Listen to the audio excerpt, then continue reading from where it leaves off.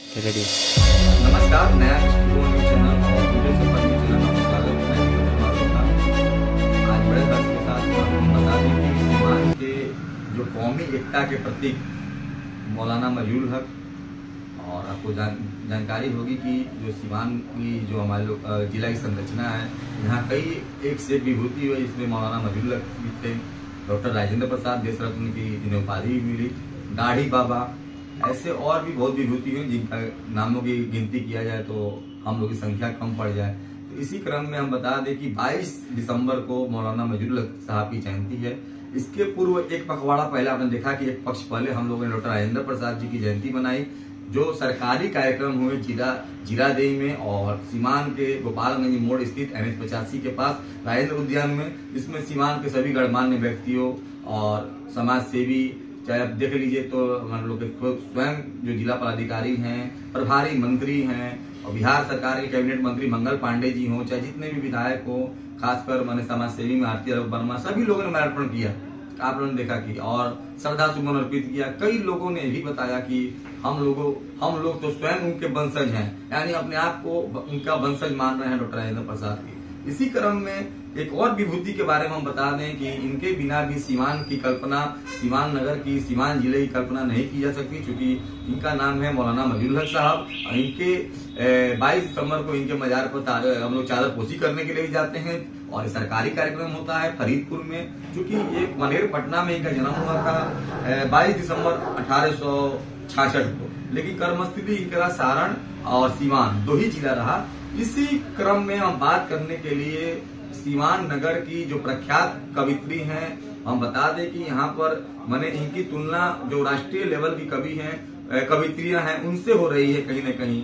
आपने कई बार कल भी देखा कि उर्दू निदेशालय का जो प्रोग्राम था उसमें भी इनको आमंत्रण किया गया था और मंच पर इन्होंने जो काव्य पाठ किया उर्दू में, तो एक काबिले तारीफ था कि देखिए एक आदमी अगर उर्दू सीख रहा है, खासकर उस कम्युनिटी से ना होकर भी उर्दू के बारे में इतनी अच्छी अच्छी शायरी बता रहा है, तो ये सोचने वाली बात है कि उर्दू को सीखना बहुत टेढ़ी खीर है, खासकर हम लोगों के लिए, क्योंकि हम लोग उर्दू पढ़े नहीं हैं, उर्दू की जगह संस्कृत पढ़े हैं अपने विद्यालयों में। इसी क्रम में हम लोगों की जो नगर की प्रख्यात कवित्री है मैडम, और आपको बता दें कि एक बहुत अच्छी सफल ज्योतिष भी हैं और इसके साथ साथ एक सफल गृहिणी भी हैं। हम इन्हीं से चर्चा करेंगे मौलाना मजरूल हक साहब के जीवनी के बारे में, कि जो हमारे नगर के कौमी एकता के प्रतीक थे मौलाना मजरूल हक साहब, उनके बारे में क्या बताएंगे? सबसे पहले आपका स्वागत है, और आप अलग अलग मुद्दा उठा करके आते हैं, तो आपका तो सवाल ही मैं मौलाना मजरूल हक के बारे में पूछ रहे हैं। जी जी।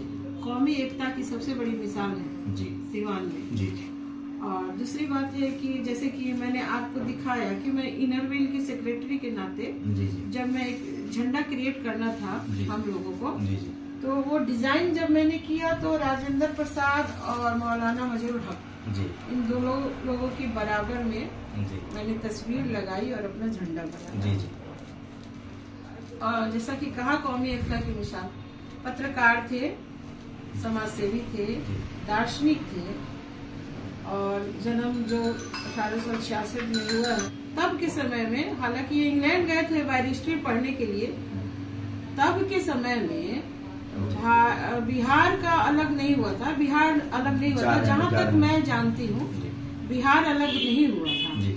तो उस समय वो जन्म तो उनका पटना के आसपास कोई पूरा। हम बता दें कि मौलाना मजरूल हक का जन्म 22 दिसंबर 1886 और 2 जनवरी 1929 को, चूंकि ये पटना के मनेर थाना क्षेत्र के ब्रह्मपुर गांव में उनका जन्म हुआ था, और 1990 में बहुत से जमीन को उनके रिश्तेदारों द्वारा दान की गई। उसके बाद से सीवान में आकर मौलाना साहब बस गए और वहीं पे अपना एक घर बनाया जिसका नाम आसियाना है। आज हम लोग इतने सालों के बाद भी वहां जाते हैं 22 दिसंबर को, और ये बिहार गवर्नमेंट की तरफ से वहां प्रोग्राम होते हैं और वहां चादर पोशी भी होती है, जिसमें सीवान के जिला पदाधिकारी और जितने भी प्रशासनिक वर्ग के लोग हैं और समाज सेवी के सेवी हैं सभी जाते हैं उनके मजार पर चादर पोशी करते हैं। कार्यक्रम होते हैं वहां पर, एक मेला का वहां पर माहौल बन जाता है, कहीं न कहीं पूरे गांव में फरीदपुर में मेला भी लग जाता है। तो अब कुछ ही समय यानी अगले सप्ताह में आपको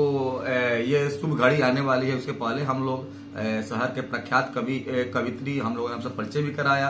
ये चूंकि सीवान नगर के लिए बहुत बड़ी मैंने बात है कि यहाँ पर कवित्री बनना, और चूंकि ये ऐसा कोई हम लोग यहाँ पर देखे भी नहीं थे, न जानते थे कि हम इतना कोई गहराइयों से कविता के बारे में जान रहा है और उसको समझ रख रहा है, परख रख रहा है। हम लोग को कुछ जानकारी 3-4 सालों से हमारे एक मित्र हैं, उन्होंने बतलाया कि आप मैडम से मिलिए, चूंकि वो काफी चीज के बारे में जानकारी रख रही हैं और उनसे एक बार आप मिलेंगे तो समझ में आएगा। चूंकि हम लोग ये प्लेटफॉर्म के बारे में ज्यादा जानकारी नहीं था मैडम जी के बारे में, तो हम लोग इसी संदर्भ में बात करने के लिए आए कि मौलाना साहब का आपको इतिहास हम लोग बताएं कि 1930 में आकर बस गए और उन्होंने सीवान के विकास के लिए बहुत कार्य किया। खासकर मैंने स्वतंत्रता आंदोलन में जुड़े रहे और शिक्षा के क्षेत्र में बहुत कार्य किया।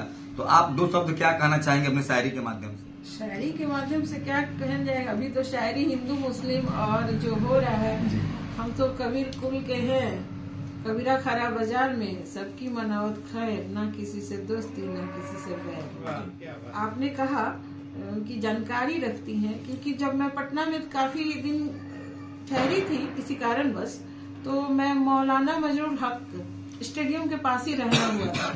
उस समय थोड़ी सी दिलचस्पी मुझे आई। उसके बाद मैं घर आई, मैं सीवान पर लिख रही थी कविता।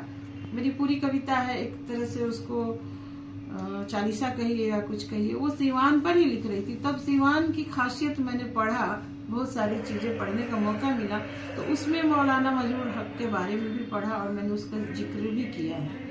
तो आप तो खुद ही बता दिए। आपने कहा कि 86 में जन्म हुआ था, थोड़ा गलत आप कह गए, मैं इस पर 87 में